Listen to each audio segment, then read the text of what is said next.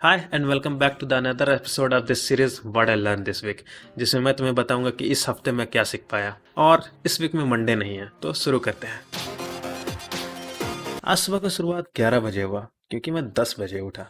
पता नहीं मैं इतना सोता क्यों, लेकिन हम मेन टॉपिक पे आते हैं। जागने के बाद मैंने बहुत कुछ सोचा, लेकिन उसमें से एक ये भी था कि मुझे इस हफ्ते सीखना क्या है। तो मेरे दिमाग में आया फार क्राई प्राइमल, जो मेरे अभी तक का फेवरेट गेम है। और जिसे फार क्राई प्राइमल के बारे में कुछ नहीं पता, तो उन्हें मैं बता दूं कि ये गेम बहुत पुराने वक्त के ऊपर बेस्ड है। मतलब सचमुच पुराना। उस वक्त लोग पत्थर से हथियार बनाते थे। और मुझे इस गेम के वेपन्स बहुत ज़्यादा पसंद है, स्पेशली बो एंड एरो, तीर धनुष। इतना सोचने के बाद मैंने खुद से कहा, बस कुछ और नहीं सोचना है, चलो तीर धनुष बनाए। अगर तुम लोगों ने मेरा पिछला वीडियो देखा होगा, तब तुम्हें पता होगा कि मुझे 3D मॉडलिंग उतना अच्छा से नहीं आता है। लेकिन तुम लोगों ने अगर उसे नहीं देखा तो कोई दिक्कत नहीं है। अगर मैं भी तुम्हारे जगह होता तो उस बकवास को 13 मिनट के लिए नहीं झेलता। वैसे तुम चाहो तो देख सकते हो, मेरा वॉच टाइम बढ़ेगा। मैं मानता हूँ कि मुझे 3D मॉडलिंग उतना अच्छा नहीं आता, लेकिन इतना तो आता है कि मैं अपने कूल कैरेक्टर को कूल वेपन्स दे सकूं। वैसे अगर तुम सोच रहे हो कि मैंने बो एरो ही क्यों चुना, तो इसका जवाब है क्योंकि वो कूल है यार।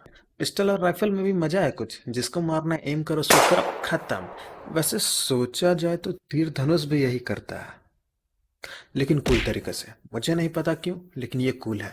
वो का मॉडलिंग तो कंप्लीट हो चुका है, तब से तुम लोग भी देख देख के बोर हो रहे होगे। तो कैसा लग रहा है ये? मानता हूँ प्रिमिटिव फील नहीं आ रहा है, लेकिन हम लोग कौन सा यहाँ फील लेने के लिए बैठे हैं। मॉडलिंग के बाद सिर्फ एक ही काम बच जाता है, वो है रिगिंग।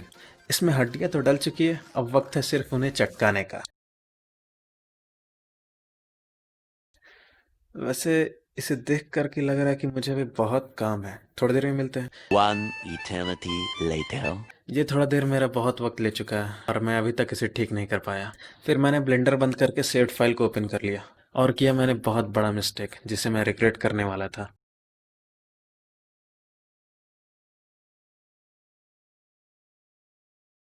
मैं कितना भी ट्राई कर लूं, लेकिन अब ये रिग नहीं हो रहा। कोई नहीं, इसे बाद में ठीक करेंगे। अभी जो है उसी को यूनिटी में ट्रांसफर करके देखते हैं। बो को सेट करने के बाद लग रहा है कि पोस्ट प्रोसेसिंग उतना अच्छा नहीं है, तो इसे भी चेंज करते हैं।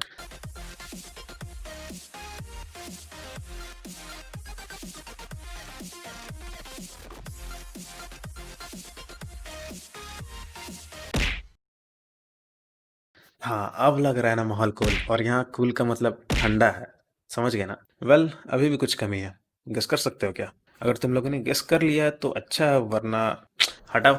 जवाब इसका तीर है। तीर के बिना धनुष थोड़ी ना अच्छा लगेगा, तो उसे भी बना लेते हैं।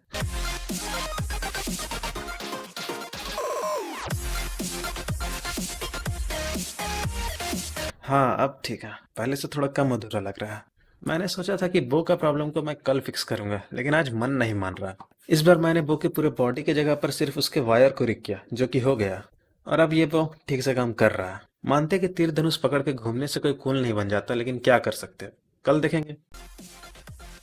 कल सोने से पहले मैं सोच रहा था कि आज जल्दी उठ करके ज़्यादा काम करूंगा, लेकिन क्या कर सकते हैं, नींद पूरा करना भी ज़रूरी है। और आज मैं कल से भी लेट उठा। वेल, ये सब हटाओ। आज मुझे तीर धनुष को जान देना है, क्योंकि कल तो वो बस सजावट का सामान लग रहा था। और ये करने के लिए मुझे एक स्क्रिप्ट बनाना था, जो कि मुझे आता तो है नहीं। और इसीलिए मैंने रिसर्च करने का सोचा, मतलब वही ट्यूटोरियल्स देखने का।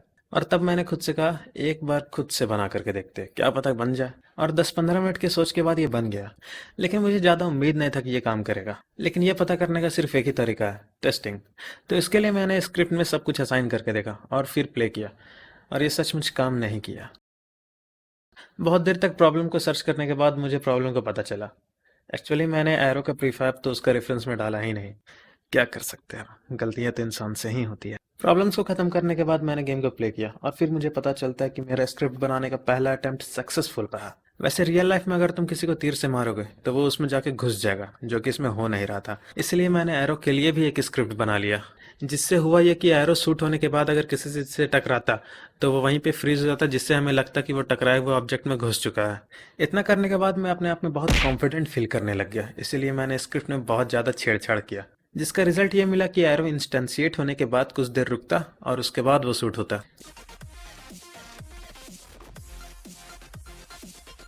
इससे गेम प्ले तो हार्ड हो गया था, लेकिन साथ ही साथ एक प्रॉब्लम भी आया।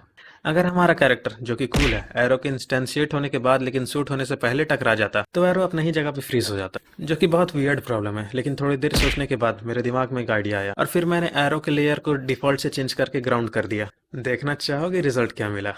The result is double jump. वैसे तुम चाहो तो तीर में खड़ा भी रह सकते हो, कोई दिक्कत का बात नहीं है, लेकिन अगर तुम इसका इस्तेमाल डबल जंप के लिए करोगे तो ज़्यादा कूल लगेगा। लेकिन मैं सोच रहा हूँ कि इस एबिलिटी को मैं इस तरह से नहीं रखूंगा क्योंकि ये गेम प्ले को और भी ज़्यादा हार्ड कर देगा और इसे खेलने के लिए फिर तुम्हें मेरे जैसा एपिक गेमर बनना पड़ेगा, जो कि थोड़ा मुश्किल है। वैसे अगर तुम चाहो तो मुझे नए नए आइडियाज़ दे सकते हो, कमेंट बॉक्स तुम ही लोग के लिए है। स्क्रिप्ट में थोड़ी देर और छेड़छाड़ करने के बाद मुझे लगा कि कुछ एनिमेशंस भी बना लेना चाहिए, तो मैं अपने इन्हीं वचनों के साथ एनिमेशंस बनाने लग गया और फिर एनिमेशंस को स्क्रिप्ट में इम्प्लीमेंट करने के बाद ये रहा आज का फाइनल गेम प्ले।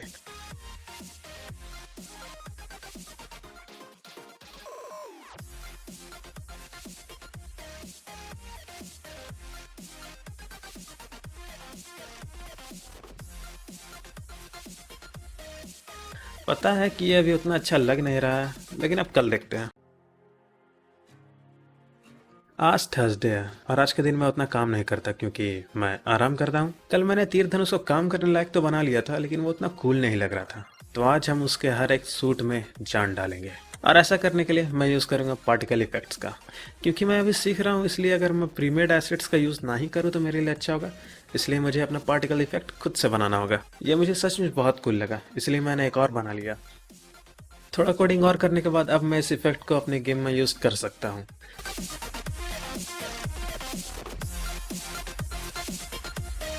मज़ा आया ना? दूसरा पार्टिकल इफेक्ट के साथ एक बार ट्राई करके देखते हैं।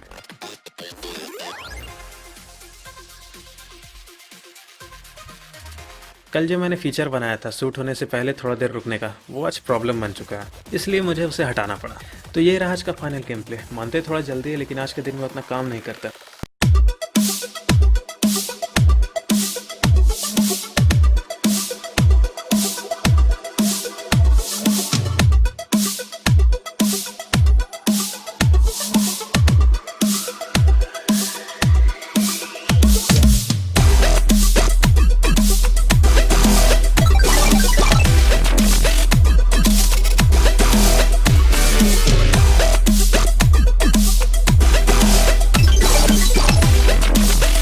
कल मिलते हैं। कल के लिए मेरे पास कुछ अच्छा प्लान्स है। आज बहुत ज़्यादा काम है क्योंकि कल मैं मौज मार रहा था। देखो, रियल लाइफ में कभी भी तुम्हारे पास अनलिमिटेड तीर नहीं होता, इसलिए आज का पहला टास्क है अपने तीर धनुष को पूरी तरह से कंप्लीट करना। उसके बाद हम एक नया वेपन को इंट्रोड्यूस करेंगे, लेकिन वो सब करने से पहले मैं तुम्हें कुछ बताना चाहता हूँ। मुझे कभी भी सीन व्यू का ग्रिड लाइन्स पसंद नहीं आया, लेकिन मैं कर भी क्या सकता था, मुझे वो हटाना ही नहीं आता था। लेकिन आज मुझे पता चला कि सामने रखा हुआ ये बटन से ही वो हट जाएगा, तो इससे तुम्हें पता चल गया कि कितना बड़ा बुद्धू हूँ मैं। चलो मेन टॉपिक पे आते हैं। सबसे पहले मैंने वो स्क्रिप्ट को एडिट किया और फिर प्ले करके देखा।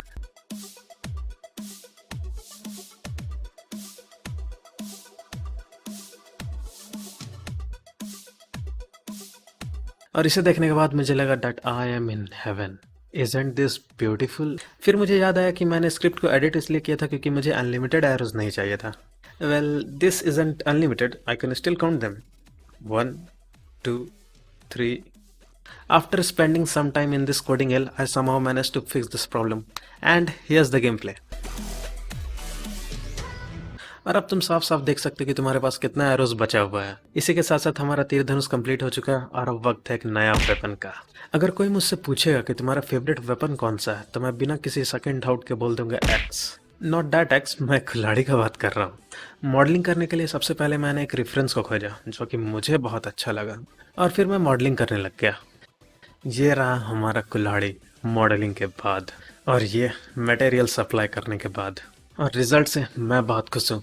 यूनिटी में इसे इंपोर्ट कर लेते हैं। इसे देखने के बाद ये लग रहा है कि किसी ज़माने में इसका यूज़ गॉड्स किया करते थे, लेकिन इस ज़माने में हमारा कैरेक्टर करेगा। वैसे कैरेक्टर से मुझे याद आया कि मैंने अभी तक इसे कोई नाम नहीं दिया। अगर तुम इसे नाम देना चाहते हो तो कमेंट बॉक्स पूरी तरह से तुम्हारा है, जाके भर दो। जनरली वेपन्स को इंपोर्ट करने के बाद मैं उसका स्क्रिप्ट बनाता हूँ, लेकिन ये एक मेले वेपन है, इसीलिए पहले कुछ एनिमेशंस बना लेते हैं।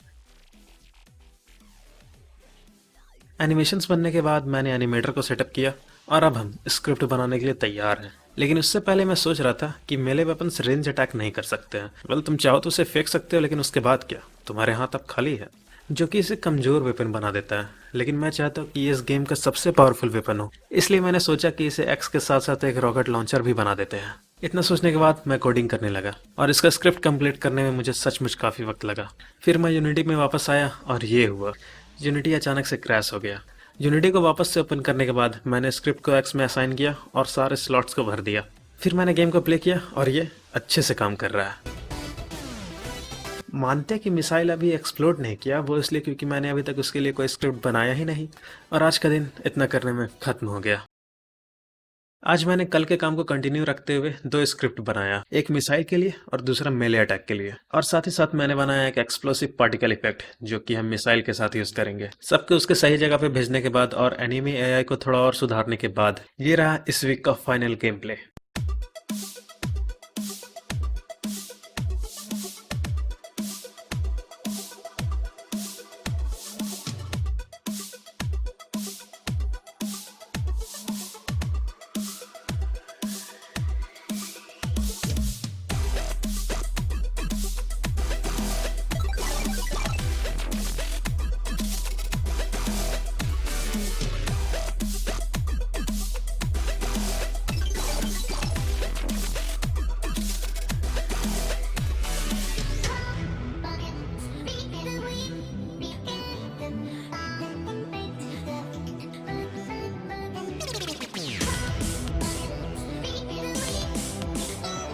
तो बस यार, इस हफ्ते तो मैं इतना ही सीख पाया। तुम्हारे लिए मैं ये बताना चाहता हूँ कि तुमने इस वीडियो में जितना देखा मैंने उससे ज़्यादा गलतियाँ की है, लेकिन मैटर ये नहीं करता। मैटर करता है कि तुमने उस गलतियों को सुधारा या नहीं। और आज तुमने जो कुछ भी देखा उसके बारे में कुछ कहना चाहते हो तो कमेंट बॉक्स, समझ रहे हो ना। और अगर वीडियो पसंद आया तो तुम लाइक कर सकते हो और ज़्यादा पसंद आया तब तो सब्सक्राइब कर ही दो। चलो मैं चलता हूँ, बाय।